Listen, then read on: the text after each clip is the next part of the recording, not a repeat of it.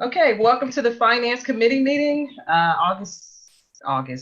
September 21st, 2020. I'd like to make a note on the September 21st instead of August 21st. So if you want to just make that correction to the actual agenda. I'd like to call the meetings to order at 7:05 p.m. And Monica, would you do a roll call, please? Yes, ma'am. Pamela Fitzgerald. Present. Esther Boyd. Here. Kiana Tribune. Here. Thank you. Next, I'd like to move to review and the approval of the previous minutes. So I'll give you a minute or so to read over those from August 17, 2020. Mayor, did you check the volume on your computer, on the tablet? They still having some issues.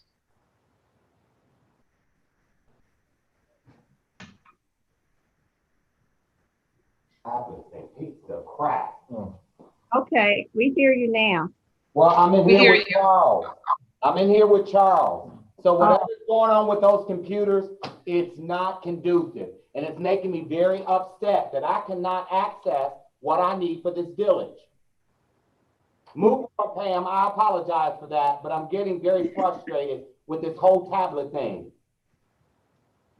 Did you try the volume I control? have done everything, Miss Rosemary. I have shut it down. I have updated the updates. I've done everything that I possibly can. Pam, go ahead and move on with your meeting. I'm sitting here with Charles. Okay, we're reviewing the minutes from the last meeting.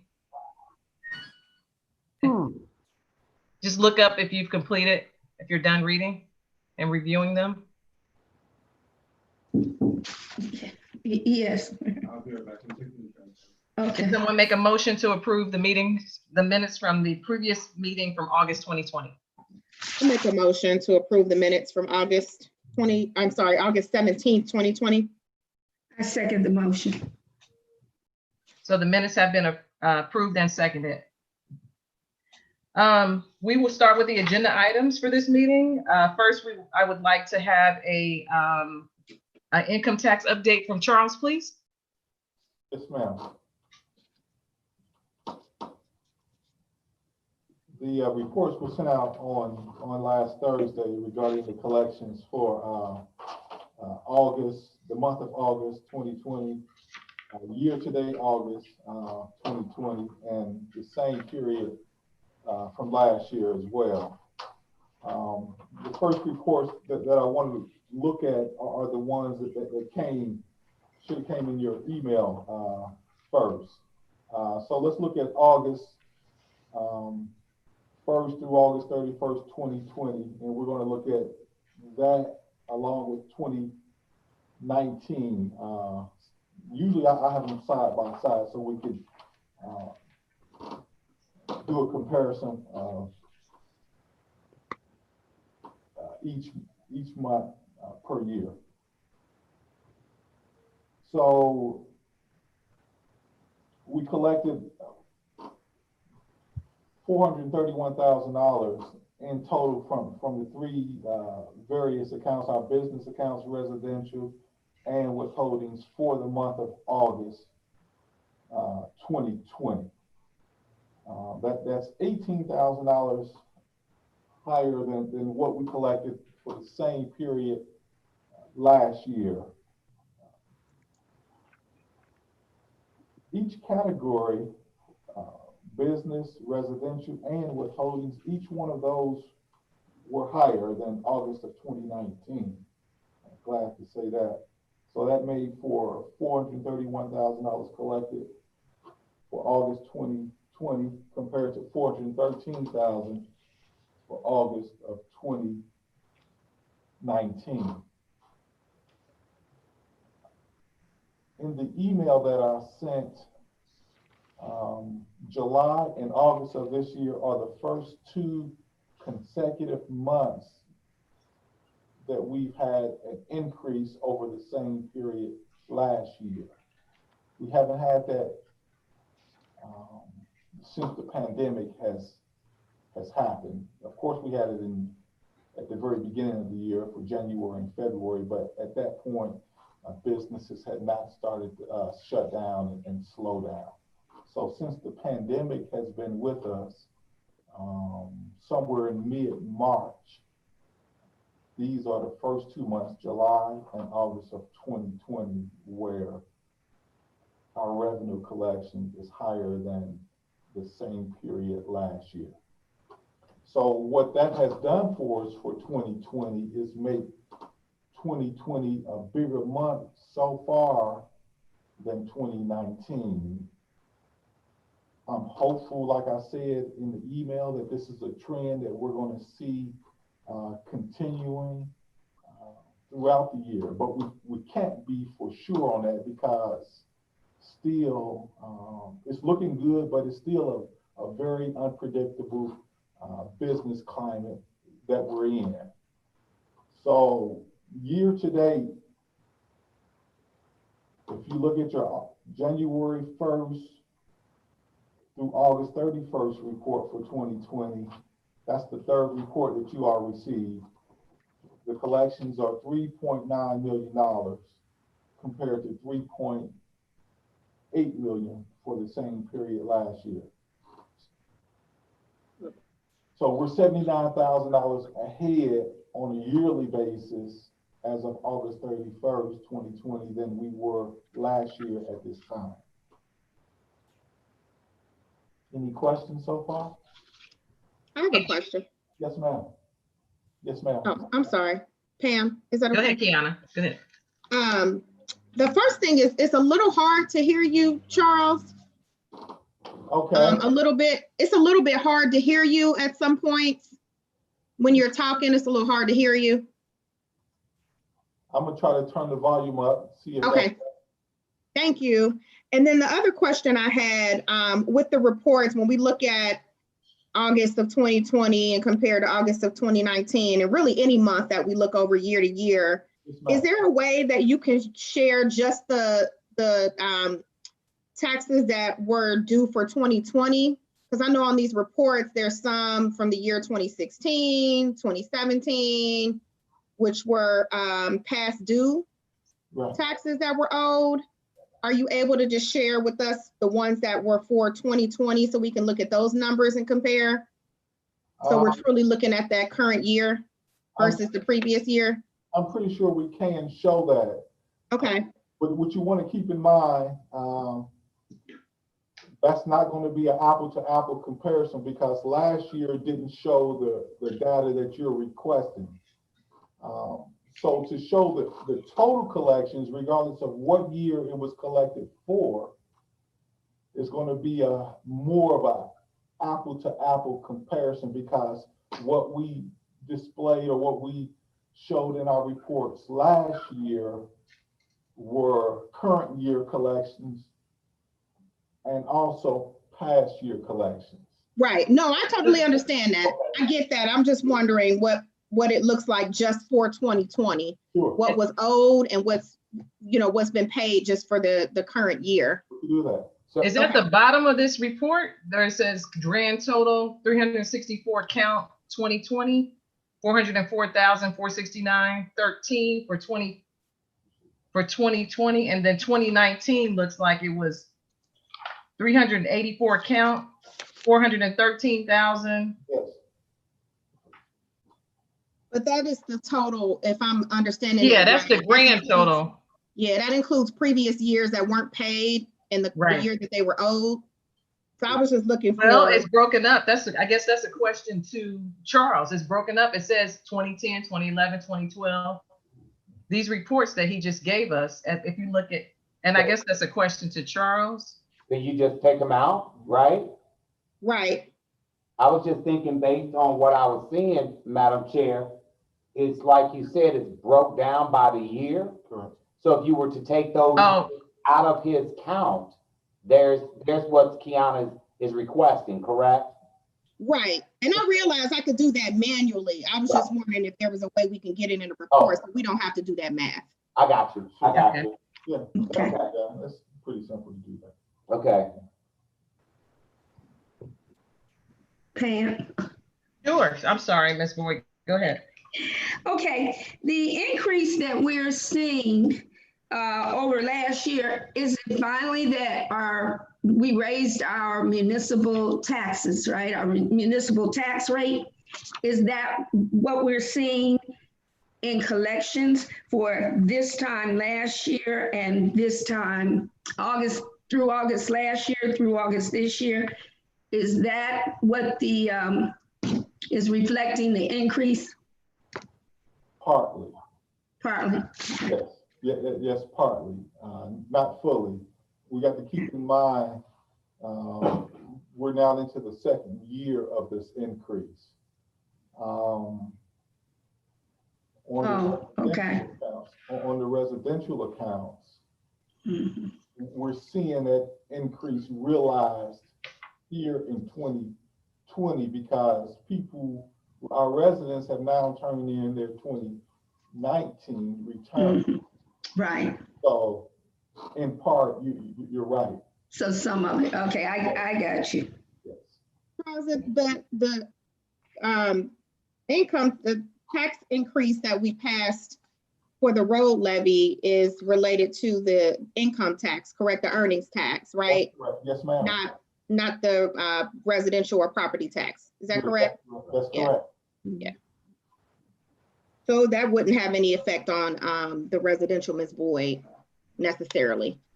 Okay. It's on the earnings only. Correct. That's correct.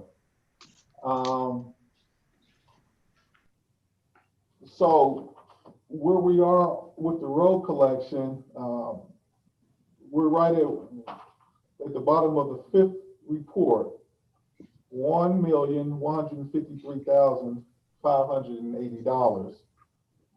Now that's since its inception. That's not just for 1 year. That goes back to January of 2019. If this trend continues that we've seen so far in July and in August of this year, we should be right around $1.5 million for the road levy by December 31st of this year. So would that make 2 million? No, it'll be a total of 1.5 million for the entire 2 years. And So you think you're gonna get another 300,000 in? I think so. And so I'm looking at, Madam Chair, have we pulled out the expenses that were expended for Riddle Road Phase 2 and Shady Lane? So does this number reflect those deficits for those particular projects? I think that his number is straight collection. Yeah, this is collection. This is straight collection money in. It's not less the expenses for the roads. I guess I'm looking at more of a balance. What does that balance look like once we take those projects out? Right. That might be a Tim question, so I'm not sure of the cost of those projects. Tim? No problem. That's a side note. No worries. Yeah, we have a fund balance report that'll have that number. Gotcha. Okay. Yeah, I wasn't sure if they have been paid yet, so. No problem. Any other questions? If no other questions, then we'll move forward with the finance update from Tim.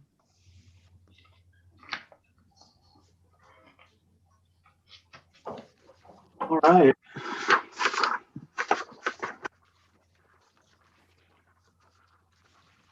First thing we'll talk about is the audit status for the village. The village took part in a post-audit conference on September 8th, 2020. The audit results are considered confidential until the release of the audit, but various audit adjustments to the village's fund balances were proposed by the auditor of state. We'll talk about those a little bit later. Further detail, we did speak to the auditors. They did feel like the village was moving in a positive direction, so that was really nice. Yeah. Reports provided. We have an appropriations and revenues report. Like always, we have our spreadsheets to provide an overview by fund of appropriations versus expenditures and budgeted revenues versus actual receipts. As of August 31st, 2020, the village has collected 61% of budgeted revenues and expended 50% of appropriations. Receipts and expenses reports. You have an overview of that in your financial reports as well. For the month of August, the village collected $793,377.98 and dispersed $533,867.80. So once again, we're keeping more than we're spending, which is always positive as well. General fund receipts and disbursements are mostly in line with total receipts and disbursements of the village. The village has collected 58% of general fund budgeted revenues and expended 57% of total general fund appropriations. The end of August, I would probably have expected both those numbers to be maybe just a little bit higher, but they're staying in line with each other, so we are keeping spending under control. You do have a fund balance report in your packets, and I know Mayor had asked what the fund balance was of the road levy. So we can flip to our fund balance report in the packet, which is towards the back. Either side, fund balance report, my camera can focus, looks like this. And for our road levy, our current fund balance in the road levy is $1,114,459.02. They have not submitted the bills for Riddle and Shady Lane yet. As soon as those come in, we will pay those. So that will those will probably hit sometime in September, but neither vendor has submitted their invoices yet. Hey, Tim, I got a quick question. So Sure. have we paid anything out of this road levy? We have.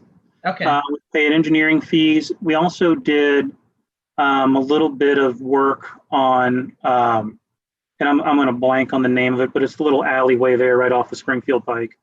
That one has been paid for as well, I believe. Right. Okay, that answers my question. Jones Alley, isn't it? Jones Alley, thank you. Yeah. Okay. So yeah, there have been some expenditures from that.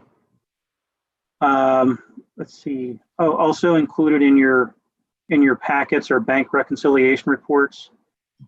Once again, we did reconcile for the month of August, and on your PDF files that you were all sent, there are tick marks on there to show you how all the numbers work together within the reports.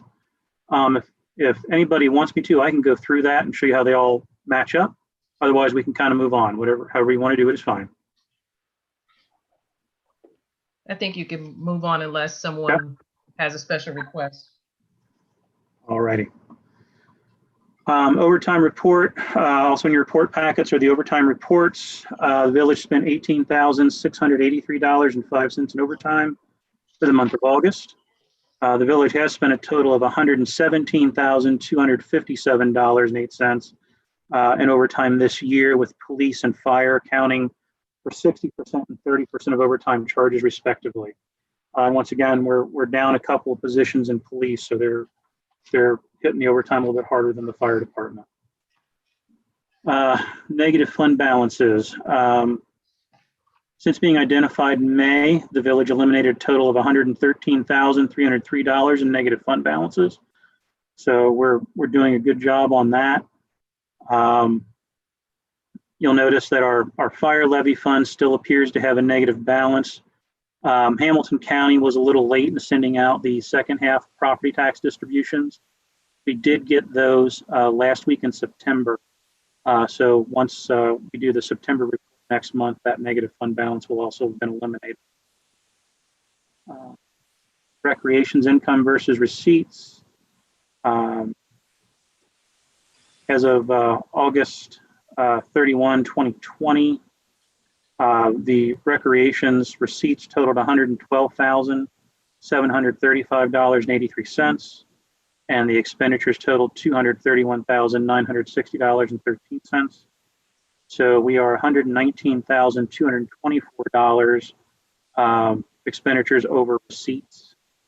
Of those amounts, summer camp receipts totaled $10,524.34, and the expenditures totaled $7,659.84. So it does look like we made some money off of summer camp this year. All the receipts and disbursements should have been in at the end of August. Tim, Yes, ma'am. I have a question. So when I look at this first line, this general fund line for Yes. recreation, for the expenditures, we spent $207,000. We have, yes. Can you give us just a little background on that $207,000 that we spent and we only brought in $25,000? Also correct, yeah. The majority of general fund expenditures related to recreations are going to be made up of salaries, or, as well as really just operational expenses of the facility, water, electric, as well as any supplies that were purchased. The receipts, most of them, I said $10,000 of those are going to be camp receipts. And then there were some receipts in January and February that made up that amount as well. Madam Chair, Yes, sure. so if I could just pause for a minute, because I'm looking at a report that is very alarming to me. As you indicated about the 207,000, I'm just looking at the report that I requested. I believe that the council was shared on this, of the amount of money that we have spent at the recreation in the last 5 years. Hall number, 1.6 in the last 5 years that we have lost at that community center. So when I look at that and I think about our last payment that we're going to be out, our remaining debt is going to be 1.6. So again, that is appalling to me, the fact that over the last 5 years, and it went up each year Yes. in terms of the money that we lost. And so I'm just thinking, how do we creatively sit down, talk about what's going to be great programming for us that's going to bring some type of revenue?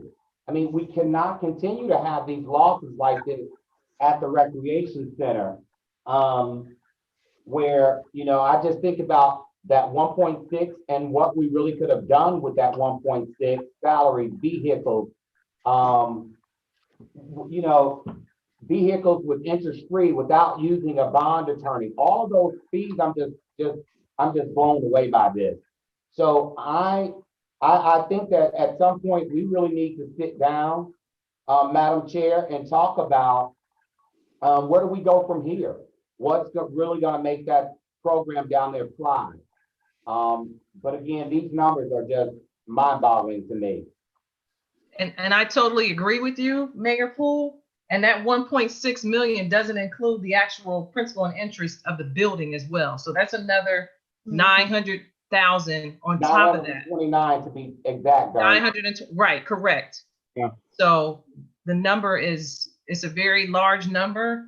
And I think that's why it's going to be critical of the open position that we have as a recreation director. Will play a very big part of trying to figure out the solution of this with the arms of council and your leadership. Right, I agree, because we got to stop the bleeding there. We can't afford it. We really can't. I'm sorry, Kiana, you had your hand up? I did, but you actually said exactly what I was going to say. I was going to mention, I was going to ask the same question that Mr. Poole asked, specific to just August, but then also over the past 5 years, operating in the red like that. And then my next comment was going to be about, as we start thinking about the next person to come in and lead the recreation center, I think a huge part of that responsibility is some creative ideas around how to get a more balanced budget there. Because that's a lot. Yeah. And I feel like the return on investment is not necessarily there. It's not, but I think it can be corrected. I just think we need to have a solid plan, and we need to make sure we get this critical void here filled with the right fit. For the position, I It's going to agree. be very important. Yeah, Yeah, I would agree with all of you. I have a second question if you're still on recreation as well. Sure. Tim, can you just give the group just a quick update in regards to the food fund? Because if you look at that line, it looks a little different as well. Just give them a little history. And as you can see, the expenditures outweigh the receipts. And I think that should have been pretty much the same. It shouldn't have cost the village money for the food. It should not have. The food grant is a federal grant that the village receives, essentially to feed children during the summer when school's out. This is a reimbursement grant. The way the reimbursement works is that meal count reports are submitted to, actually it's run through Ohio Department of Education, so we submit those to ODE, and then based on the meal counts, ODE pushes out reimbursement dollars. There were some issues with, I think, the reporting and how that grant was operated this year that we've talked about in previous meetings. Also, there was a fund balance in the food grant fund, which was a little, generally speaking, you wouldn't have a fund balance in a reimbursement fund.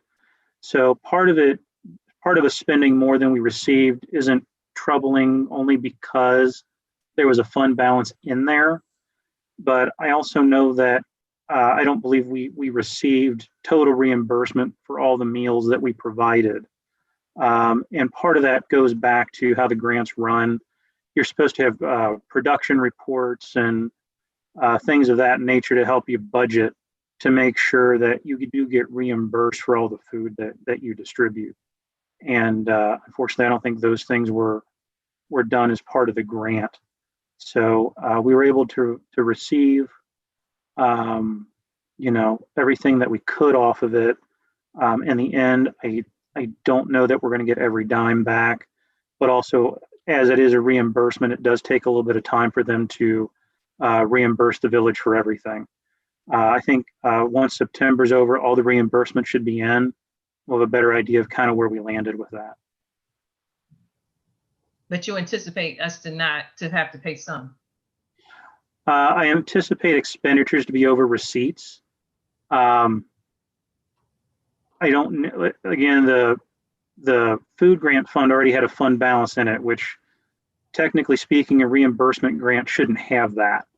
The way the grant works is that you would advance money over from the general fund, buy the products, the food, whatever, submit all the documentation to the granting agency.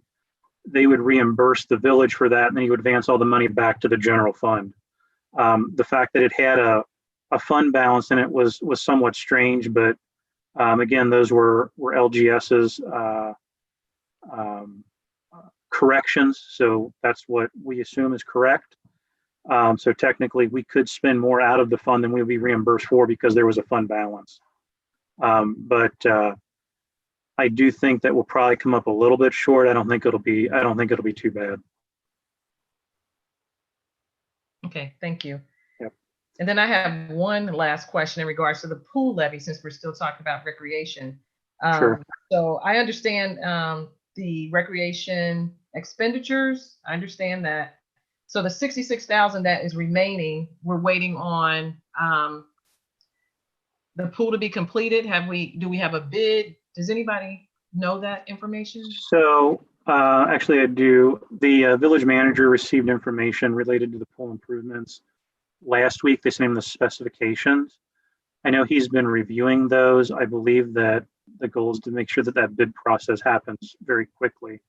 The specifications took longer to come in than we thought that they would, but we want to make sure we get the bidding process started so the work can start before the weather starts to get too cold. I wish Jerry was on the line. I was wondering if we still are aiming to have this completed before May of 2021. yes, Yes, that I do know, yeah. yes. Thank you. Strauss and Troy invoices for the month of August. Strauss and Troy invoices totaled $6,032.90 to date, or to August 31st anyway. The village has spent $93,800.94 on legal services from Strauss and Troy.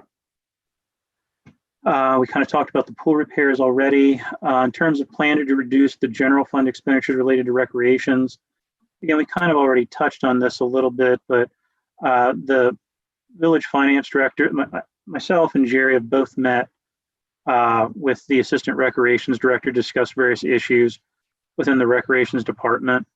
As part of those discussions, the assistant recreations director has been obtaining and reviewing data from other municipalities related to recreations fees.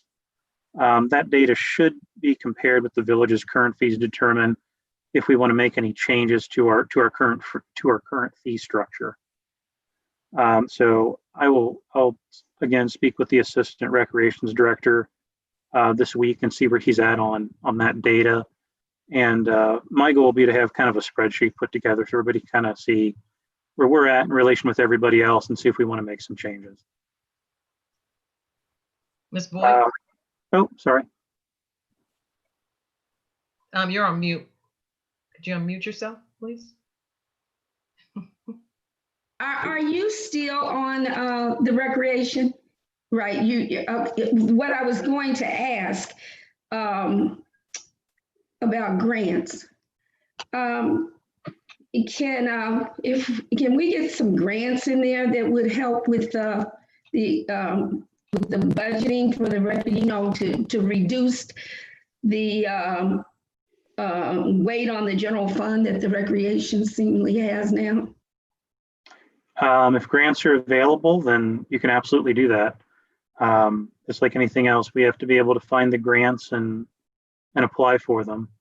Every week, Hamilton County sends us a list of grants that are available through various granting agencies. I haven't seen any related to recreations at this time, but I do send all those out to the various department heads for their review in case I missed something or in case something would be applicable to the village that they would see.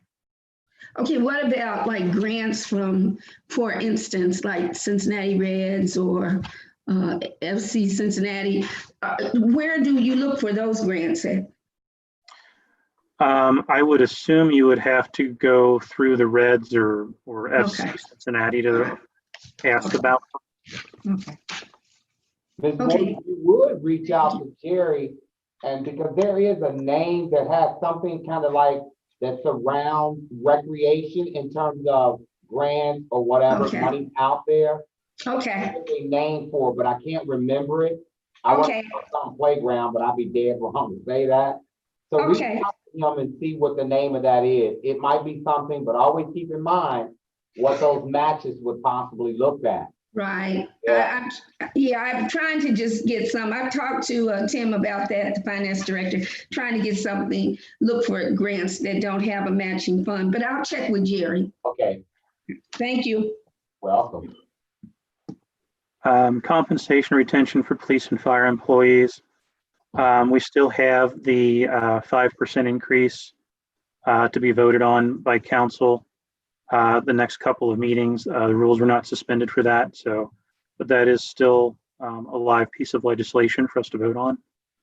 I know various information has been sent out to council to provide more research and information related to police and fire salaries.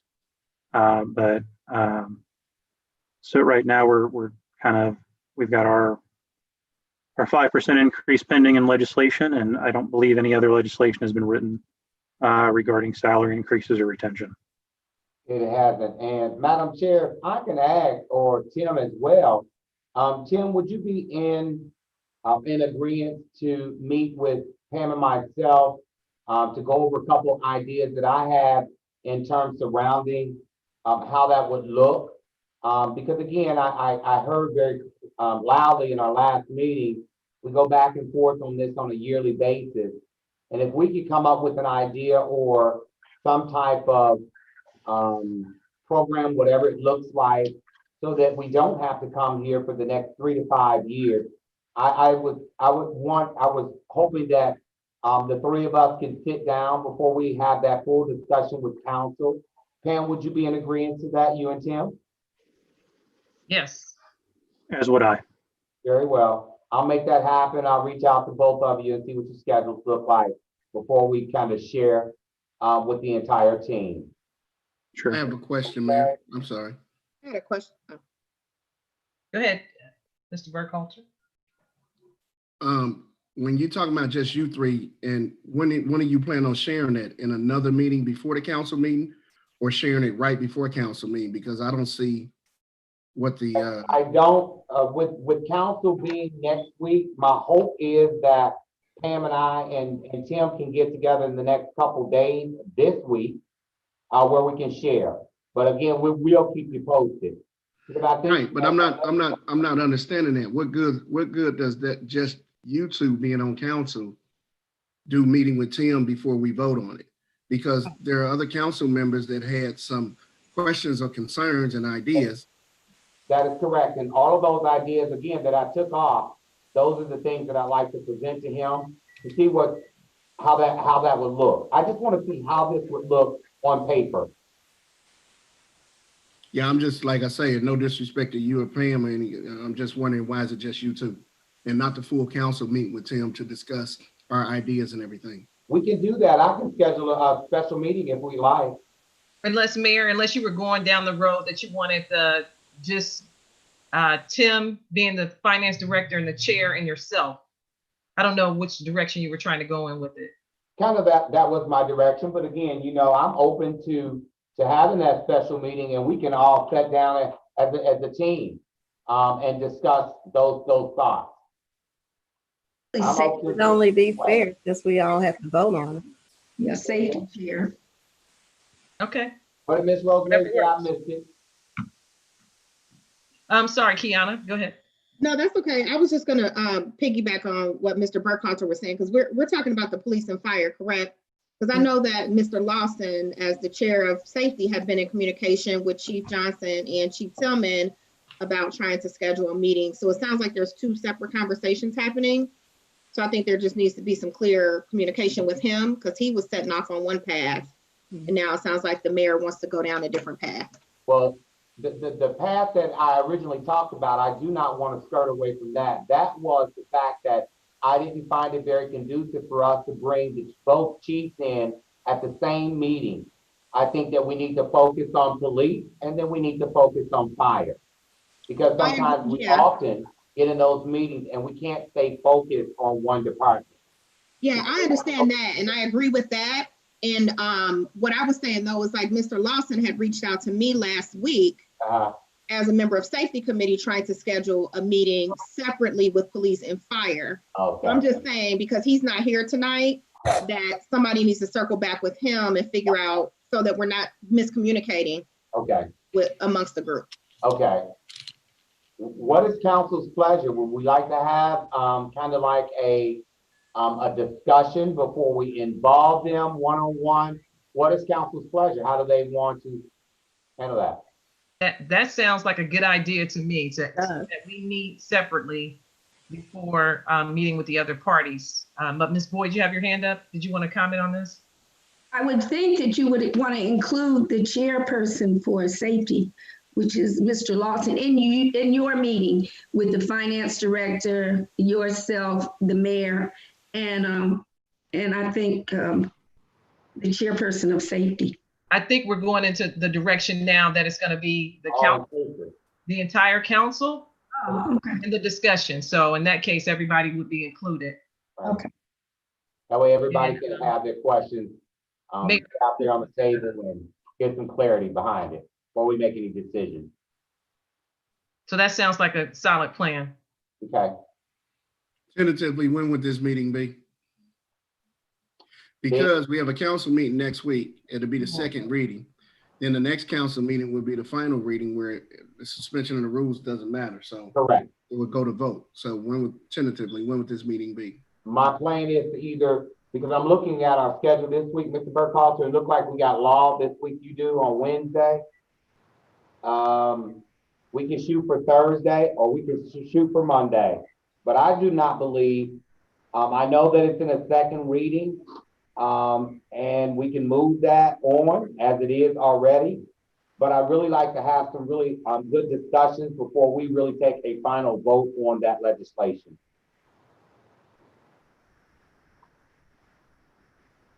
Any other questions? I mean, So- we're in a meeting tonight, so, I mean, I guess the question would be, who's available Thursday and who's available Monday? What would be the better day? We thought we're talking Thursday afternoon, evening. Yes. I have a follow-up question around timing. Just for clarification, we want to have a meeting, but this would just be for council and the mayor and Tim. Is that correct? So Yes. it would not include Chief Johnson or Chief Tillman, but then are we intending on putting something together to vote on Tuesday? I would say that we need to put something together as we are presenting to those entities. We agreed that we would meet with them individually. Right. I'm just trying to think through what's the possibility of us being able to do that before Tuesday. There may not be a possibility. What I'm saying is I don't see that, I don't see us suspending the rules on Tuesday.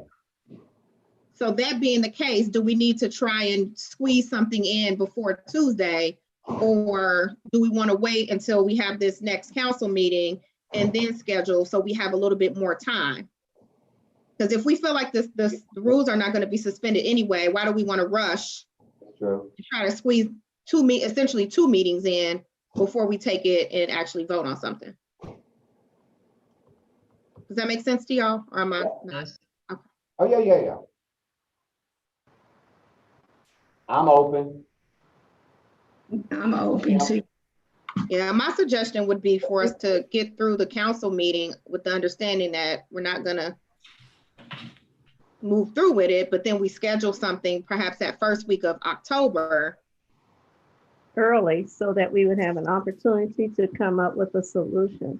And meet with And them. then various meet groups, with the two them. groups. Right. Right. Mhm. Right. Are we good with that, team? I agree. Sounds like a plan. So we just need to come up with that date in October. Okay.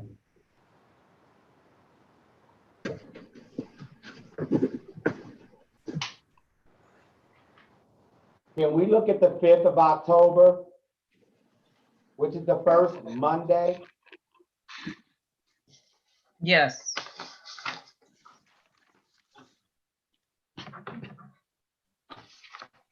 That works. That's good with me. And does full council feel that they need to meet with these two chiefs? I think we meet amongst ourselves first. Right. Well, yeah, that's right. And then after that's done, hopefully we'll come to a conclusion. Right. And And then then meet with each of them separately. Okay. Okay. so you're saying the 5th of October, Yeah. Does that work? for you? 6:30, 7? Is everybody available at 6? I may not be available at 6 on the 5th. I can do 7. We'll have to keep it at 7. No worries. Okay. Sorry. And the village manager would have to be there as well, right? Yes. Everybody but the village manager. Yeah. Oh, okay. Well, that's going to be a special council meeting. Well, this is a special council meeting, so It will be. It's special council meeting, so it's going to need to be posted. It will be. Yeah. Yep.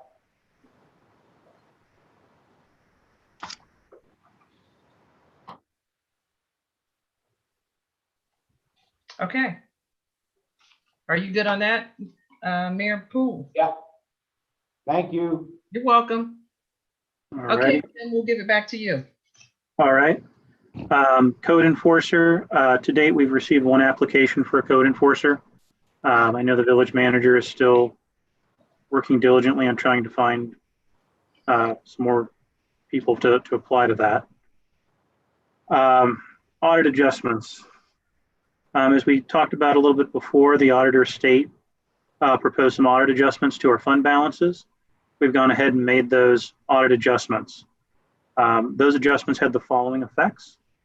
There was a decrease to the general fund balance of $50,793, increase to the street construction maintenance fund of $660, a decrease in the state highway fund of $660, increase to the fire levy fund of $12,303, increase to the pool levy fund of $12,632, increase to the government obligation bond fund of $9,235, increase in the pool bond fund of $7,388, and an increase in the capital projects fund of $9,235. And then on the next page of your report notes, there's a table, an Excel table in there to show you what those fund balances look like before and after the adjustment.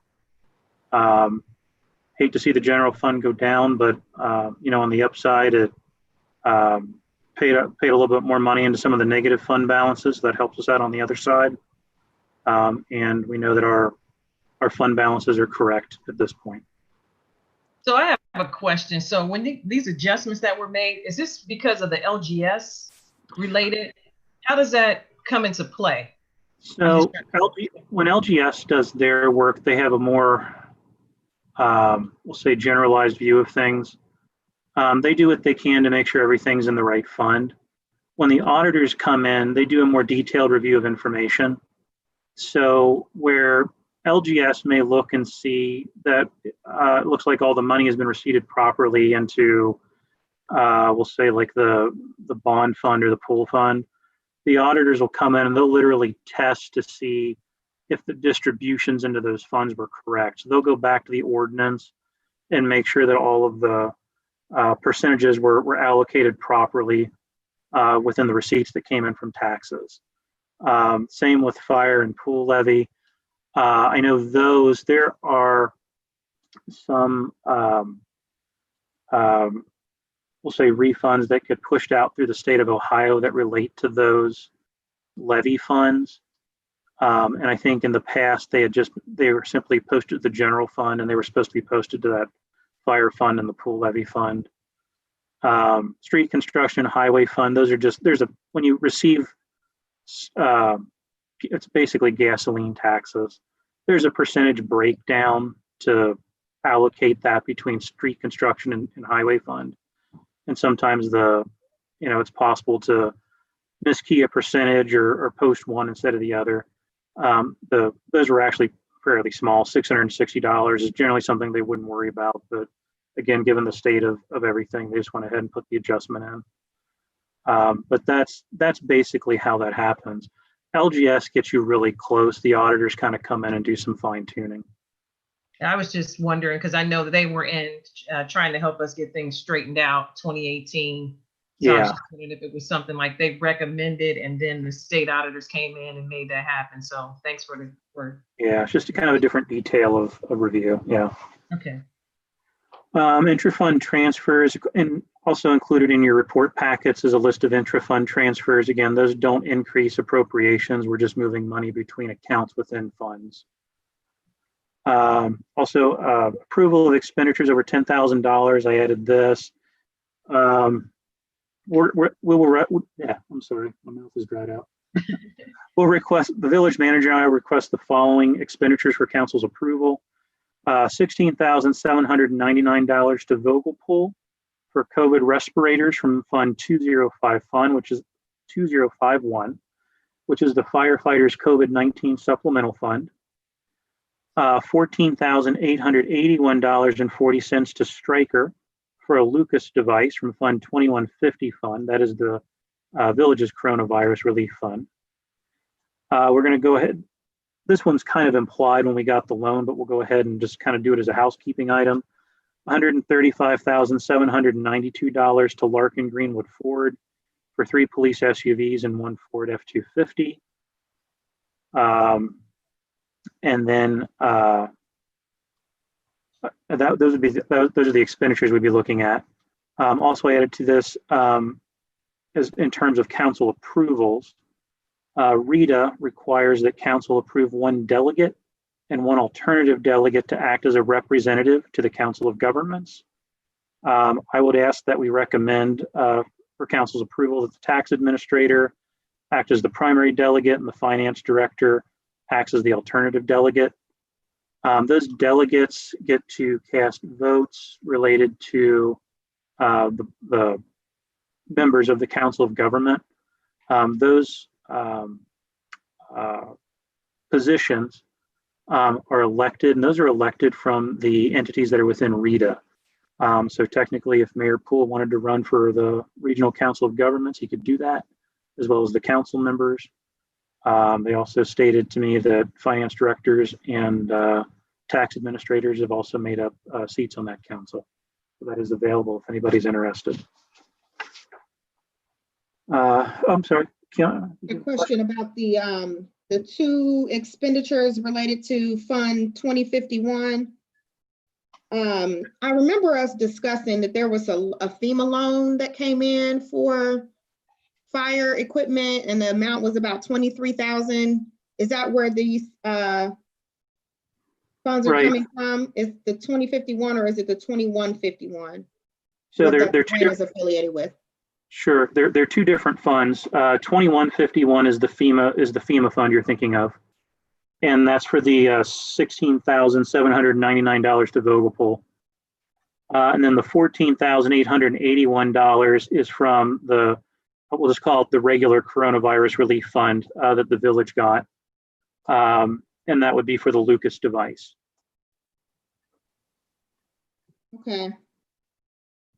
So one is a grant, and then the other is just coming from those coronavirus, the CARES Act dollars. Is that accurate? Yeah, they're honestly, they're both considered federal grants, but yes. Okay. Is there a particular reason why we have to pull them from 2 different funds? I think when we initially talked about it, we said that we would purchase the Lucas device from the village's fund. Quite frankly, Hamilton County pushed out another $25,000 to the village's fund. And we do need to spend all that money before December 31st. So we're trying to make sure that we expend that fund balance on things that are that are eligible for those monies. I don't believe, and I'll double check, I don't believe that the firefighters grant has the December 31 date, but I also know they had some other equipment they wanted to buy out of that as well. Okay, thank you. Yep. Then lastly, on my notes, I have legislation. In your packets, you'll see there's an Appropriations Ordinance. The ordinance, all the increases in appropriations on that particular ordinance relate to the purchase of the police SUVs and the public works trucks, as well as utilizing the additional funding related to the coronavirus relief fund passed through Hamilton County. Also, we need to pass a resolution accepting the amounts and rates as determined by the Budget Commission and authorizing the necessary tax levies and certifying them to the county auditor. Excuse me. Our tax budget came back in from Hamilton County, and as part of that approval process, we need to go ahead and accept the amounts and rates that the county has certified to us. And that is in there as well, along with the amounts and rates that Hamilton County provided. I will also, and I've spoken to Emily about it. I didn't get it onto the legislation here. One of the other things that we need to do is amend our ordinance related to credit card fees. One of the things that we would like to do is utilize Rec Desk and the Recreations Department to process credit card payments. They have a company that they utilize to do that. And the way that company charges for transactions, it's 2.9% plus 30 cents. So what we'd like to do is amend the ordinance that we can collect 30 cents. But I think it's going to be beneficial to recreations to be able to process those online payments. That'll kind of help us out a little bit there. So when you say the 2.9%, does Yes. the customer get charged that, or is that the 30 cents? I'm just a little confused. I'm sorry, say that again. So if someone wants to, I don't know, a membership, put it on a credit card, they'll be charged 30 cents plus the 2.9%, or will the village? Correct. The customer will get charged the entire amount. Yes, I'm sorry, I said that backwards. The village gets charged the 2.9% plus 30 cents, but we would need to recover that. Which is the 30 cents. Right? Yeah, yes, So you're saying we would add that to whatever their fee was for exactly. membership or Almost like a whatever it was. PayPal, yeah, whatever the fee is. If it's $10, they get whatever that 2.9%, Exactly. 30 cents added on to the. Yeah, we would just adjust the convenience fee amount, or probably just adjust the language to say that we can recover the processing fees or words to that effect. So I know we talked about, since you kind of brought it up, no cash at one time down at the rec center, or Right. minimum, cash, or they need to come down to the municipal building. Right. I think minimal cash would be the way to go. I don't know logistically how easy it would be to get to the municipal building each time. But I think, the way that we can set rec desk up is that, let's say, if you think about how it would look on a calendar, you would have different events and programs on the calendar. If you wanted to sign up for, I don't know, ballroom dancing or whatever, you would click on the days you wanted to do the activity. It would pop up. It would say, this is how much it is each time. And you could just charge that on your credit card, sitting at your dining room table or on your couch, as opposed to having to come down to the recreations department and paying for it each time. I think a lot of people utilize that. I know that, my wife and I have used that out here where we live for our recreation stuff, and it just kind of speeds things up. And then to your point, it kind of stops a lot of the transactions at the rec itself. And I just think the climate that we're in, as you probably experienced going to your local stores, the cash transactions are becoming very minimal now. Cash, coins. I know with COVID at first, they only wanted to take credit cards at certain stores. So, it's almost the right climate to start doing this, I think. It is, yeah. Yeah. Does anybody else have any other comments?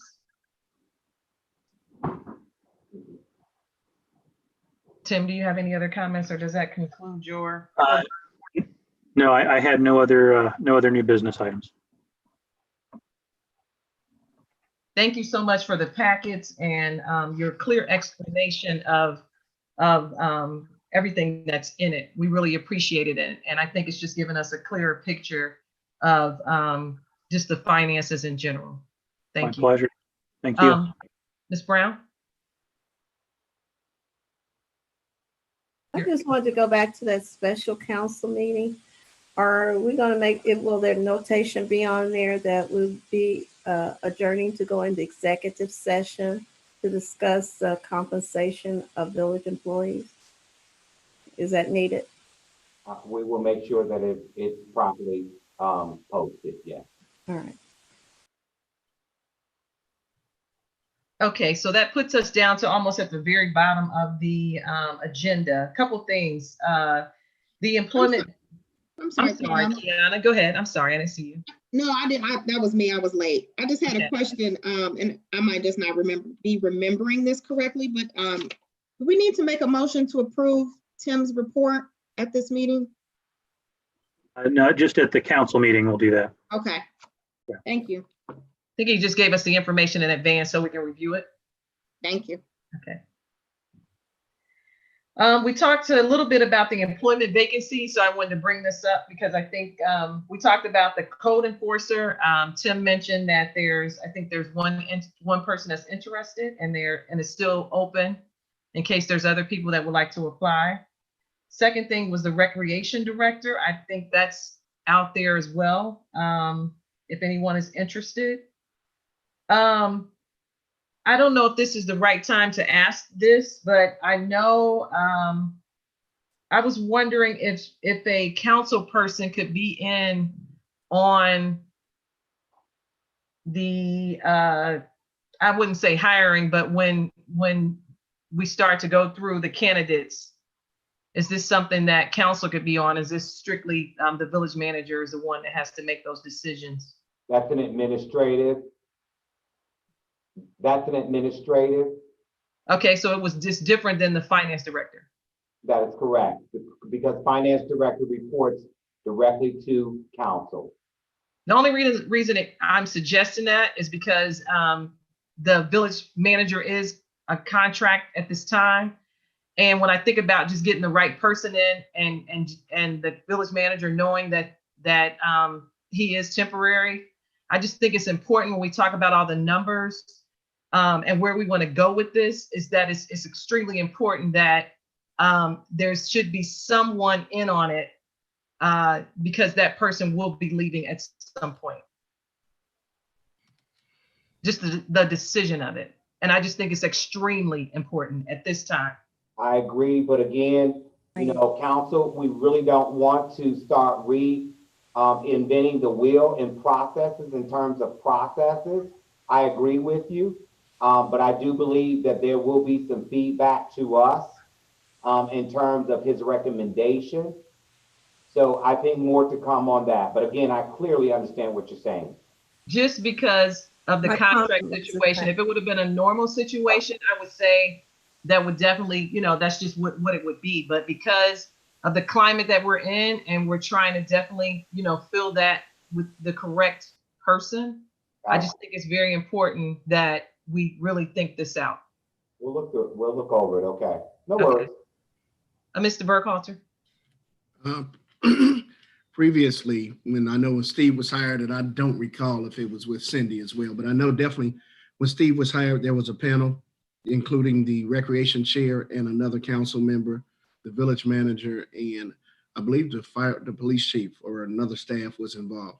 But there was a panel for that process when Steve was selected.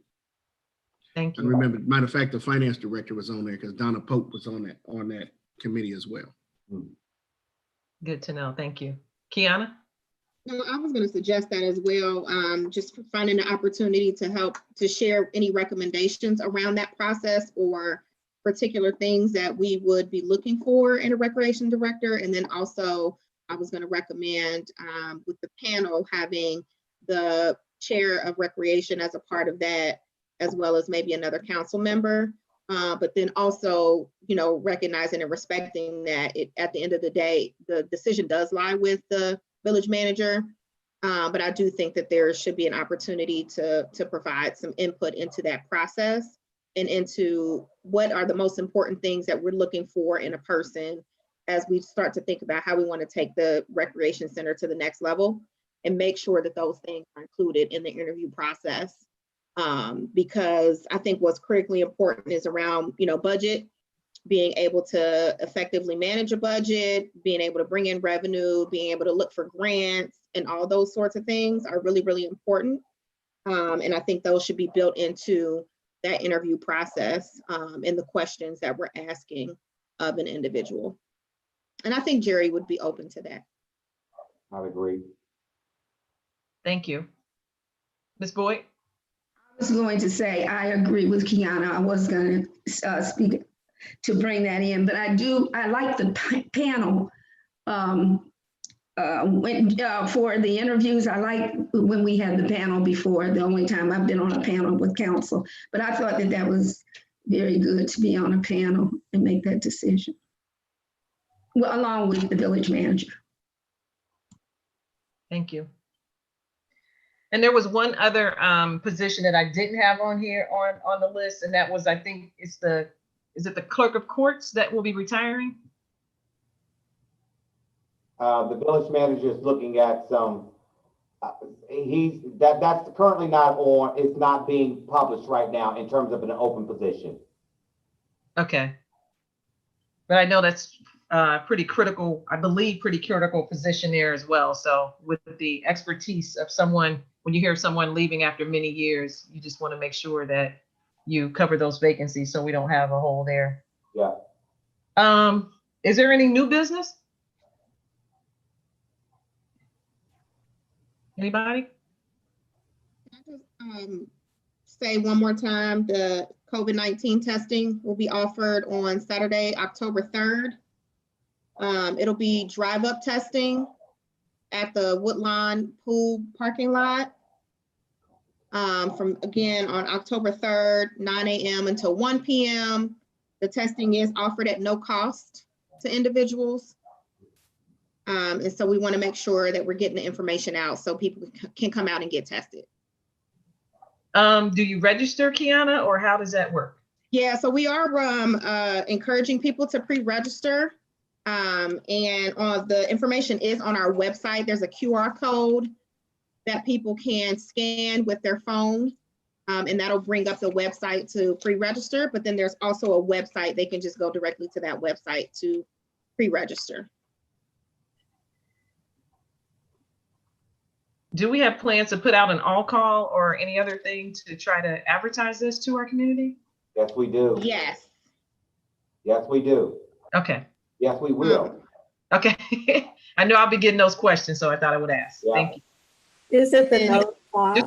Just 1 second, since let Kiana just finish off. I was just going to ask Monica if she wanted to add anything, because I know she had been pushing the information out through a number of venues as well. Yeah, so far we've got with Woodlawn Chamber to put in their weekly newsletter. I've called some churches, and we did another big one. I can't remember. It was posted on the Nextdoor app as well for Woodlawn Princeton. residents.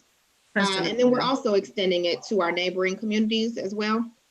That's what I'm sorry, I forgot that. So I've already called all the communities that surround us: Glendale, Wyoming, Evendale, Glendale. So if you get someone that wants to be tested from some other part of the city, how do you handle that? Anybody can get tested. The only eligibility as far as where you live is you have to either live or work in Hamilton County. Okay. So anybody can come. We primarily, of course, want to target our neighbors here in Woodlawn, Right. but we won't turn anybody away as long as they either live or work in Hamilton County. Okay. Thank you. It's currently on our website, and we'll all call each week like we do with the census. So I'll be putting that on this week. Okay. Is it the nasal swab? Yes. Speaking of census, you're doing a good job by that one call. Great. I'm sorry, what did you say? In terms of Monica's message that she's sending out about the census, Yeah. it's a very detailed message, really good. And to me, it's really uplifting, motivating for folks to really get counted. Thank And you, I've seen a Monica. few signs too. Huh? I've seen a few signs too. Yes. We can thank Cindy Chandler for graciously volunteering with those signs. She did. She went across the village and put those out there. So yes, we want to thank her in advance as well. Is there anything else? So I need a motion to adjourn the meeting. Oh, sorry, I make a motion to adjourn.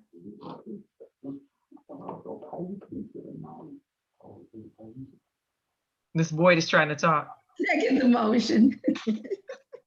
The motion has been made and seconded that we adjourn the meeting. All ayes? Aye. Ayes. Aye. Ayes? Aye. No nays. So the meeting is adjourned at 8:14 p.m. Is that a record? I think it is for finance. I mean, I thought I was gonna have to go by Charles and I compete. I think that's because Tim is so good at his reports to count. Very detailed. Excellent. Thank you very And we much. reviewed them in advance, and I think he received this information in advance. So Yeah. great thing. Great job, Council and Tim. Thank you. Good night, Thank you, everybody. everybody. Good night.